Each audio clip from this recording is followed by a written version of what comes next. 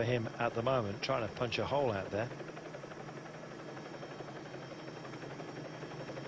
12.4 kilometres to go. We've got Lotto Jumbo. Moreno Hofland is their man. Good lead-out man as well. Rob Wagner, don't forget. He's a good wrestler as well, Wagner, and that could be important when road space becomes a premium. It is a sort of a classic lead-in, however, and when we roll through what were our golden sprints, golden kilometre, in just a few moments' time, you'll know when we approach that we're about 3 Ks from home. 11.9 right now, and we look down and long through this group. Some teams are prepared to let others battle it out and pick their moment, and one team that's been very good at that of late is Lampre Merida. Unfortunately, Sasha Modolo was not in the best condition during Poland. I wonder whether he's back at his best. I can't see them up towards the front, but I'm not worried about that. They often leave it late. They do, and I think leaving it late is going to be key today. There seems to be a lot of Sky riders towards the front of the peloton. You can see Nuzzolo for Trek Factory Racing in the white, but the rider riding on the front is from Yam is Matthias Brando. So he's right up there. Viviani's sitting fifth wheel. Stannard is right up towards the front, but you can just see Ethics with Alaphilippe Sabatini right up there. A lot of Jempe Drucker, the Surrey Classic winner, moving up as well for BMC. And just see the peloton is in one line at the front. You see a lot of the Lotto NL Jumbo, a little bit of pushing and shoving from Nuzzolo and one of the riders from Lotto NL Jumbo. Nuzzolo was in the wind. He wanted into the inside to get on the wheel, and it looked as if Robert Wagner was one of the riders trying to keep him out. Just over 10 kilometres to go. You've seen Trek Factory Racing, Giacomo Nizzolo. Now, he looks like he's going to go freestyle. That might be a wise thing to do.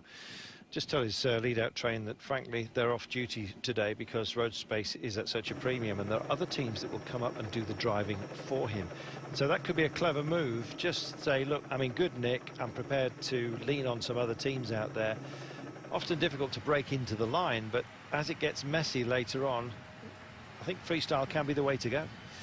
Yeah, I've already noted that Stanis Gardini is kind of freestyling at the moment, but you can just see a lot of road space being used up, not a lot of room to move. 10 kilometres to go now, and it's Orica Green Edge starting to put numbers towards the front. We've got Danny Pate and Bernie Eisel riding at the front of the peloton. Quincy Atto looking after Jempe Drucker in the orange glasses for BMC. So a lot of teams putting the rider into position, but still a long way to go inside the last 10 kilometres, and six Sky riders now lead the peloton. Well, it's a luxurious thing to be able to get into a lead-out train. We've talked about riders freestyling. What we mean is that they're prepared to work into other teams. I'm cycling just coming up. You can see their Latvian champion just manoeuvring himself for the time being, but that's Sarah Montins just working to try and get Heinrich Hauser and Van Genechten into position. But Sky at the moment happy to take on the duty. Looking for Lotto Soudal and, of course, Andre Greipel, and that's not a great thing to happen, unfortunately. And it's Gastow. Didn't think it was him, but it is. Gastow then with a rear puncture, and too late for him, I'm afraid, to make amends. Luck can play a very big part in a race such as this. Only 7 stages. You get it wrong at a moment like this when the pace is up, hard to get back in. Yeah, it's going to be very difficult. I still think he's got enough time to do that, as long as you've got a quick wheel change, and that's what I was saying. It's very important to have a good position in the convoy. But Matthias Brendley is moving up on the right-hand side. He's got Sarah Moultons and Heinrich Hausler on the wheel. You've also got 2 riders from Lotto NL Jumbo looking after Hofland. Just behind them, you start to see the red jerseys of Lotto Soudal, black jerseys, including the stage winner in the Tour de France, Simon Getchka, is just behind them. On the left-hand side, Bernie Eisel. Adam Blythe up towards the front for Orica Green Edge, but again, nobody really putting big pressure down, but it's Danny Pate now coming through with Ian Stannard on the wheel for Team Sky. Sky actually looking reasonably relaxed. The purpose is now picking up, as you can see, as they engage the drive with 8.3 kilometres to go. wide open countryside today. The wind could have been such a major factor, especially when you've got a screen such as that being offered up by the trees right here. When you do have this, suddenly there's an attack into that kind of zone. One of the cart horses just taking fright, and looks like he's frightened the goat into the other field. All kinds of scenarios. They take a left-hander. Yes, when you emerge from a screen such as this, that's when the wind really can blow. A lot of conversation going on, mainly from Lotto Soudal saying, where's Andre? I'm afraid he's not here at the moment. Well, Jürgen Rollins has got Tim Wellens. Tim Wellens, last year's winner, keeping out of trouble right towards the front of the peloton. But you're right, Carlton, Lotto Soudal still sitting back. Danny Pates is the rider, still in the front for Sky. One of the interlopers on the right-hand side, Top Sport Vlaanderen, and the right-hand side again, Benoot bringing up Seberg. Behind, you can just see Andre Greipel. So still a long way to go, 7.5 kilometres, but the teams are just trying to get information. You can just see Rollins to the left. He's trying to go over to the opposite side to help his train, and he can't get out. So this is confusion a little bit in the front as they see the team of Lotto Soudal on the left-hand side, but it's still Sky towards the right with the interloper from Top Sport Vlaanderen in the white at the front. 7.2 kilometres to go, and we just dip down and check out the lines, and all of a sudden Lotto Soudal form themselves almost seamlessly. He got out. Clever Rollins, stuff. Yeah, Rollins got out. He was trying to go over to his lead-out train. He was trapped on the right-hand side, but saw a gap open and moved over there with Wellens, and now they're in control towards the front of the peloton. Not full gas, because there's still just under 7 kilometres to go to the finishing line, as we see Manuel Quinziato bringing up Jempe Drucker, the winner of the Ride London Classic, just in the orange glasses. But it's Bernie Iso, Ian Stannard, Sutton, Fenn and Viviani towards the front for Team Sky. Viviani hunched over. I'm just, well, my pick for the day. I'm just wondering about Andre Greipel. He's on the curve. Not nice. At least slid clear and back on the bike. Gosh, well, no way back, I'm afraid, for that. Just, are you all right, mate, from Sam Bewley? They'll reassemble themselves and get back in. But looked like Kukelair, one of the sprinters so. they were looking after. Yeah, exactly. Whoa. Front end went down first. Yeah, just a slide out. Just the speed of going round the roundabout just slid out, and you can just see. Yeah, it's Jens Kukelair. That's who they're riding for, and that's why one of these teammates stopped and one of the other riders was coming back from the back of the peloton. So it does look as if one of their sprinters is now out, because I think with 6 kilometres to go, it's going to be very difficult. Yeah, and they know it. So now it's about retrieving the situation. Who else might step into the breach? Maybe Lee Howard, Adam Blythe. We'll see. It was Sam Bewley that stopped to offer up assistance. Rompot also here. They've got Dylan Groenewegen in the orange Rompot, dead centre of your screen, and Wes Crader as well. 5.8 to go. But it looks all about Lotto at the moment. Lotto versus Sky, and just rolling back in, that's Jens Maurice, who I think is also going to be on retrieval duties here. Just at the bottom of the screen, you see Gastauer just behind the Lamprey car, so he has made it in. So just goes to show you, if you get a good wheel change, use the team cars, you're able to get back within a few kilometres. Good boy. 5.5 kilometres to go then. No movement, or virtually no movement from the top of the trees here today. So he does get back in, but I don't think Jens Kukelair is going to have what it takes at the end of the day after that tumble. He'll take a bit of body shock. In fact, there may well be a bit of waiting for his teammate as well.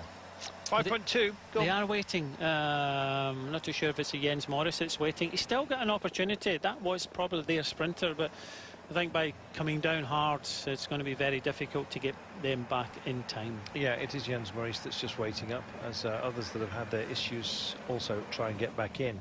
Meanwhile, mobbed across the road, as you can see, with 4.9 kilometres to go. BMC looking reasonably lively here for Jean-Pierre Drucker. Not Philippe Gilbert today, by the looks of things, but I think Philippe would have liked a bit more rolling terrain. But Drucker is a fast man. It's Lotto Soudal now that take the curve. Sky have just eased off a little bit. They're sharing duties and happy to do so as we make this big turn. It's more or less straight all the way. You have a sort of a 90 degree, and then it gently bends right and then left, sort of a gentle shimmy, if you like, and then reintroduces to the full straight, and Sky want control at this point. So the road gently wavers and evens out in about 200 meters time. It's sort of highway link roads that we're on right now, and then it's more or less a straight road all the way to the line. A few gentle curves, but nothing to diminish the speed of the approach.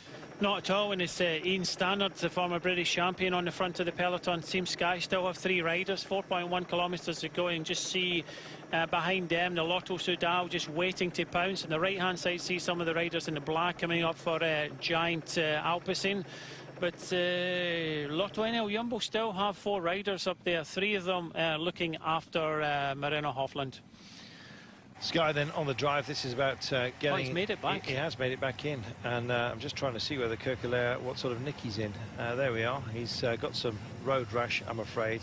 Going to be a bit painful. I can't see him being a major contender at the end of the day, not with 3.5 kilometres to go, but at least he's back in, and he'll hold on to his time, and he'll live to fight another day in Breda tomorrow. 180 kilometres there, and it'll be Ardoi with 171, Antwerp the 14k time trial, and then of course we head off to the Amstel Gold, the Liège-Bastogne-Liège, and the Flanders venues, very familiar to you. Early rolls of the dice. Anybody going to be tempted here? Not just for the time being. It looks like the lead-out trains have got this one nailed down, and Team Lotto Jumbo, working for Moreno Hofland in the yellow and black, also involved. 3 kilometres to go. This is the golden kilometre zone, by the way. That was the first of those little intermediate bonus sprints that we had earlier on that proved so popular with everybody. The breakaway went through and hoovered up all the bonus seconds. There was 3, 2 and 1 available on 3 occasions. Good idea, some of you are saying. Many of you still waiting to declare your interest in that. Right now, the interest is all about the approach. And frankly, it's looking like Trek Factory Racing have got themselves sorted out. Giacomo Nizzolo today is one we haven't overly considered for the men with the white shoulders, left-hand side of your screen. Well, Chris Sutton is just in his final turn for Team Sky, which only leaves Andy Fenn at the front of Scott with Viviani behind. And surely for the last 2.5 kilometres, Andy Fenn cannot go full gas with Viviani in the wheel. So it does look as if there is not one team controlling the front of the peloton. They're trying to get organised. Even Lotto Enel Jumbo in the yellow are all over the place. It looks like a very messy sprint. Yam Cycling trying to get over, trying to connect with their sprinter.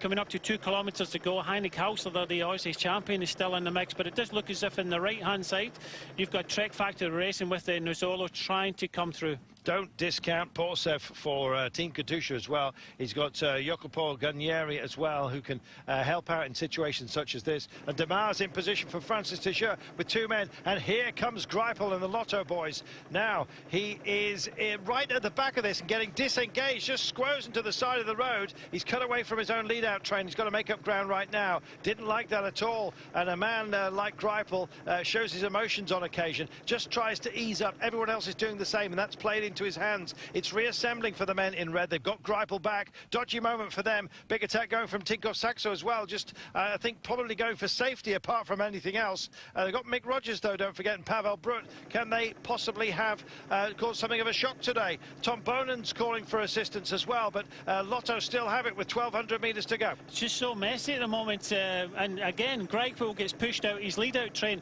Ethics take over on the left-hand side. Still the rider from Lotto Soudal looking behind. They do not know. Greg Henderson goes, but they do not know where Greipel is. He's definitely not in the lead-out train. They see they're looking behind. Yeah, Greipel's going backwards at the moment, and this is a big opportunity for just about everybody else, and it looks like Lotto might have to just go for secondary choice today.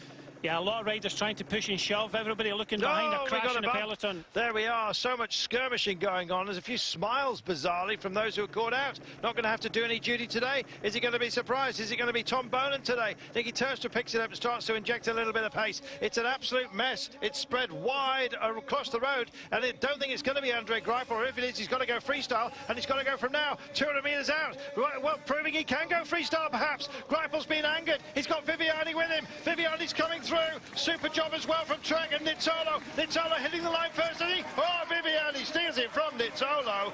Drucker in 3rd place, and the man who was bullied out there was the gorilla. What about that, Brian? Oh, what a messy sprint that was, and yeah, a lot of the lead-outs had already been used up, but Viviani came through. He just sat there, found the right wheels, just surfed the right wheels. We'll pick him out in the replay, but Viviani wins from Team Sky. At one point, they only had Andy Fenn with 2.5 kilometres to go, and Viviani just looked after himself. He comes from the track and just held off Nizzolo and Jempe Drucker. Well, we mentioned that Andre Greipel doesn't like stress, doesn't like to be bullied.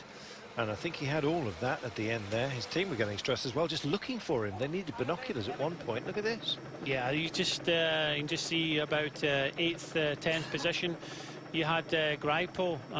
Ethics were coming up in some numbers. They had 3 riders in front of Tom Bonin.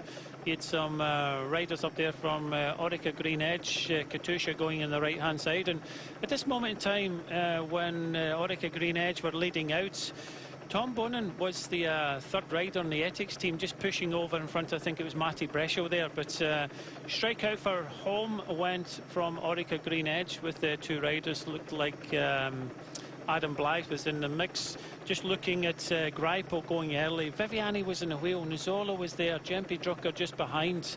And you'd think at this moment in time, Greipel would bring it home, but no. Viviani came over the top. Nizzolo also came straight, Van Poppel was, sorry, Danny Van Poppel came straight over the top for 2nd place, and Jempe Drucker hung on for 3rd place there. So in fact, Nizzolo had already been pushed out there. Hofland never get involved with the mix. But looking at this here, you would think Greipel would have held on. Shake of the head from Boonen, wasn't his day.